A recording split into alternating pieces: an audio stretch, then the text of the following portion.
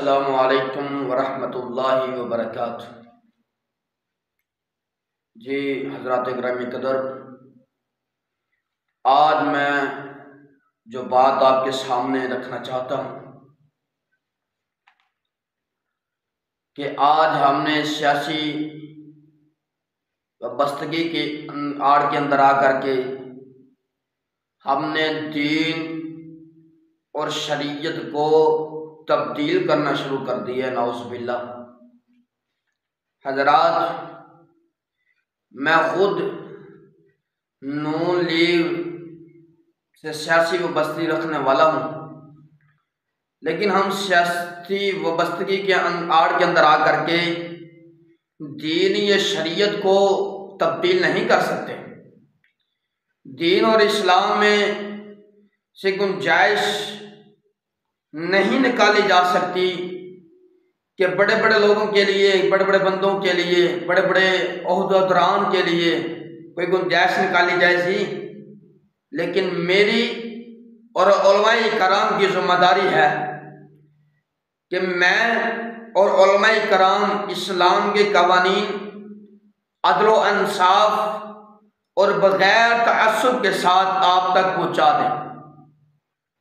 अगरचे मेरी वबस्तगी किसी पार्टी के साथ क्यों न, और फ़हीम असलम अतीक का कौल या इसकी कही हुई बात या किसी भी आलिम दीन की कही हुई बात ये दीन या शरीयत नहीं हो सकती। दीन और शरीयत वही है जो नबी अकरम सल्लल्लाहु अलैहि वसल्लम की ज़ुबान मुबारक से अदा हुए। अफसोस और दुख की बात है कि हमारे मुल्क के सियासी लोग सवाल करते हैं कि अगर इद्दत में निकाह हो तो आपका क्या फतवा है, आपका क्या इसके बारे अंदर राय है। तो मैंने कहा कि ये इद्दत के अंदर निकाह हराम है, और फिर कहा कि अगर तीन हैज का पीरियड मुकम्मल हो जाए और गवाही दे, क्या इसकी गवाही को माना जाएगा? मैंने कहा नहीं, इसकी गवाही को नहीं माना जा सकता। और अगर तीसरा सवाल ये किया गया कि अगर औरत का हैज का पीरियड यानी मुकम्मल खत्म हो जाए, उसको हैज आए ना, तो उसकी क्या इद्दत है? तो मैंने कहा नबी अकरम जनाब मोहम्मद रसूलुल्लाह सल्लल्लाहु अलैहि वसल्लम के सीना पाक के ऊपर अल्लाह तबारक व तआला ने कुरान नाज़िल फरमाया 90 दिन वो औरत 90 दिन की इद्दत गुजारेगी, और 90 दिन की इद्दत गुजारने के बाद वो निकाह करेगी।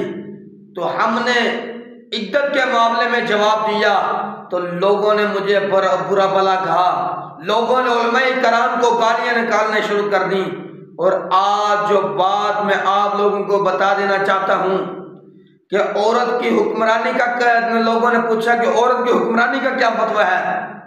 मैंने कहा मेरे फतवे की क्या अहमियत, दीन और शरीयत के अंदर मेरी क्या अहमियत।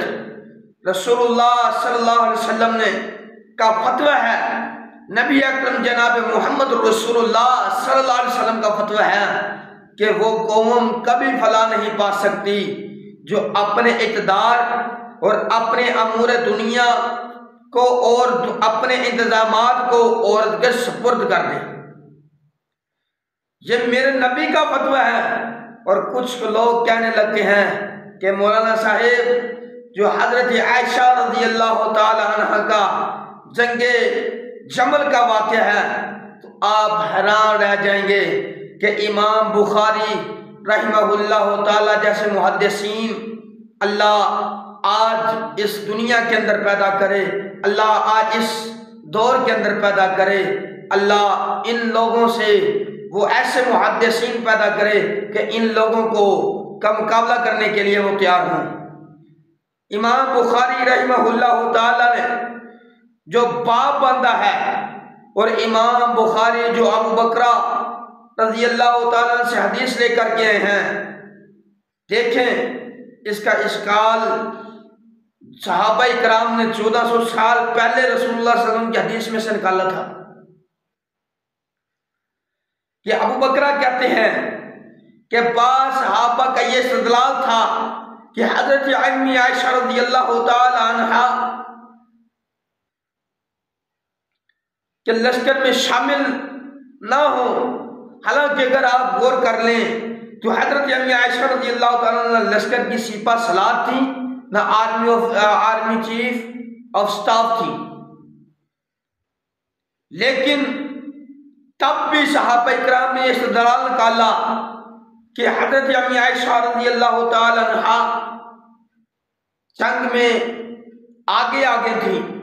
आपको मालूम है, आपको पता है कि इस जंग के सिपा सलार हजरत अमीर मुआविया रज़ियल्लाहु ताला अन्हु और हजरत तलहा रज़ियल्लाहु ताला अन्हु और हजरत ज़ुबैर रज़ियल्लाहु अन्हु के पास थी। और औरत के जंग में जाना भी जायज़ है।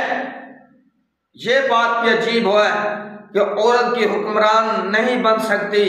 ये रसूलुल्लाह सल्लल्लाहु अलैहि वसल्लम का फैसला है। अर्रिजालु कव्वामून वाली आयत, और ये भी आयत कि जो हमने कि जो हमने औरत नबूवत का मनसब मर्दों के अलावा औरतों को नहीं दिया, इसकी तफसीर पढ़ लें। इसका मतलब क्या है कि औरत हुक्मरान नहीं बन सकती और औरत जंग में शामिल हो सकती है, लेकिन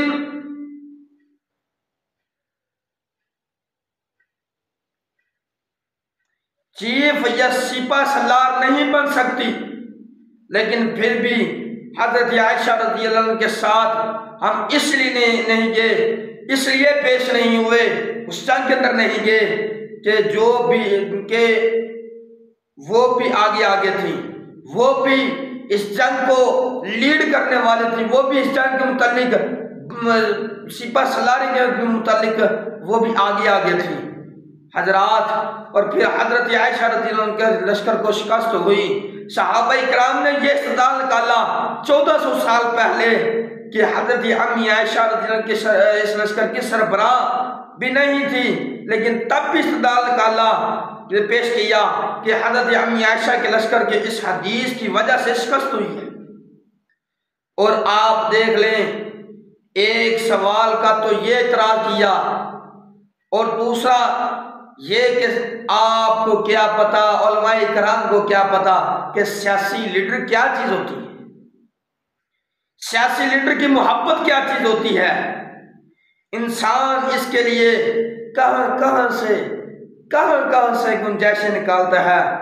हजरात, मैं बताना चाहता हूं, मैं इस बात का ऐलान कर देना चाहता हूं, उलमाए कराम इन सियासी लीडरों की साथ मोहब्बत करते हैं, लेकिन औरत की हुक्मरानी जब आएगा फैसला तो हम उसके खिलाफ खड़े होंगे, हम औरत की हुक्मरानी को नहीं मानेंगे।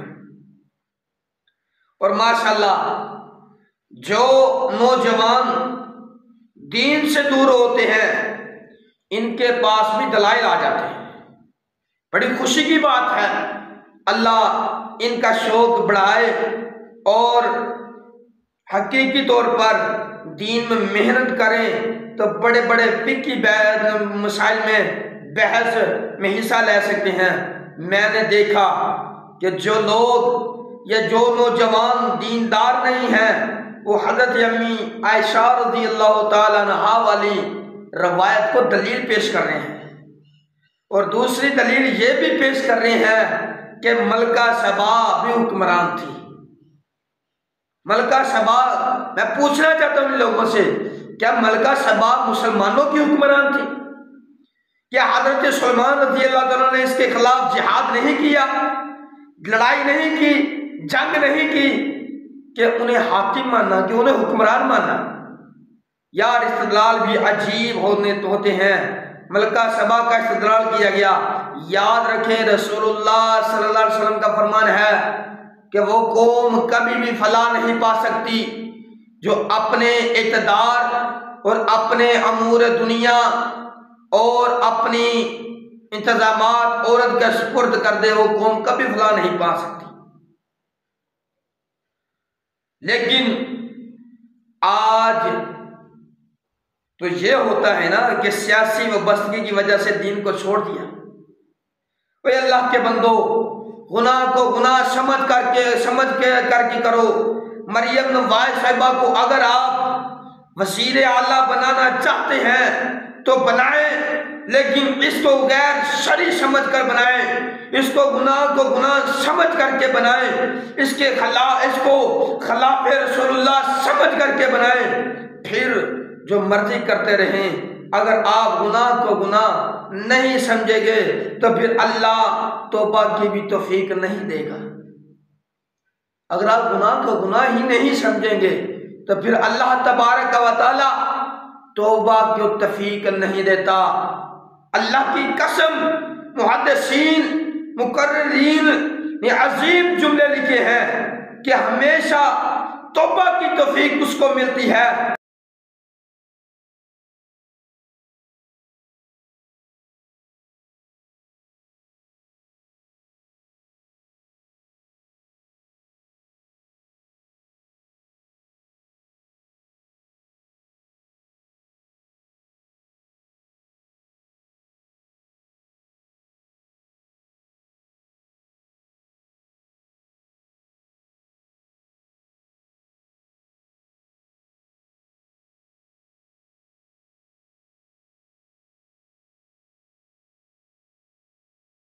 तो तब भी गालियां, हुक्मरानी का मसला बयान करें तो तब भी गालियां।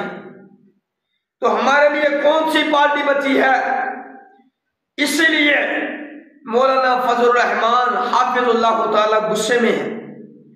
अगर बात आ गई है तो कहते हैं कि जिस सियासत के अंदर उलमाए कराम का क्या लेना देना है, कि जिस सियासत के अंदर उलमाए कराम का क्या लेना देना। सियासत को मिंबर और मेहराब पर क्या बयान किया जाता है इनको नहीं पता। पूरी की पूरी सियासत को बयान करना ये दीन के अंदर है। दीन ने पूरी की पूरी सियासत को बयान करके रख दिया है। और कुदरती बात यह है कि जो अब आपके सामने नताइज आए हैं, लोगों के जहनों में एक और सवाल जो नुक्ता बनकर रह गया है, क्या अगर इसी तरह की हुक्मरानी, इसी तरह का वज़ीर आज़म लेकर आना था पीडीएम नमा, तो फिर इंतखाबात करवाने की क्या जरूरत थी? और अगर इमरान खान को वज़ीर आज़म बनाना था तो अदम जमात लाने की क्या जरूरत थी? ये सवाल एक साइड पर है। लेकिन भाइयों, मेरी और आपकी जिम्मेदारी ये है कि इस नुक्ता नजर को देखते हुए इस अफरा तफरी के माहौल के अंदर कोई तीसरा बंदा इसका फायदा न उठा ले। आप और मेरी और आपकी ये जिम्मेदारी है, हम तीसरे बंदे को फायदा नहीं उठाने देंगे। और हम तरीके इंसाफ से इस बात की भी मुसम्मत करते हैं कि तरीके इंसाफ को लाखों बरेलवियों ने, लाखों देवबंदियों ने, लाखों अहलो हदीसों ने वोट दिया है।